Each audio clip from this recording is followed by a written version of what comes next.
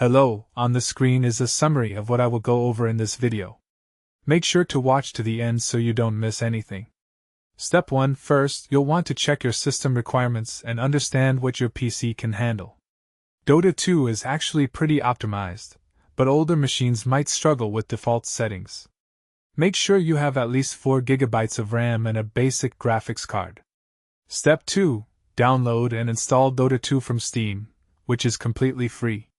The install size is only around 15 GB, so it won't take up too much space on your drive. Once installed, launch the game and let it fully load before making changes.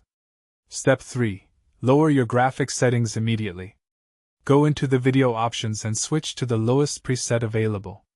This includes reducing resolution to 1024 by 768, or even lower, turning off shadows and reflections, and disabling ambient occlusion.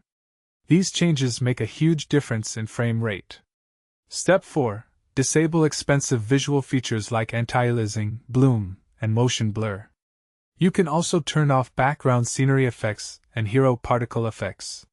These settings won't hurt your gameplay experience and will give you a solid 30 to 40 frames per second. Step 5. Finally, adjust your network settings and consider playing in a less demanding game mode like turbo matches to learn the game first.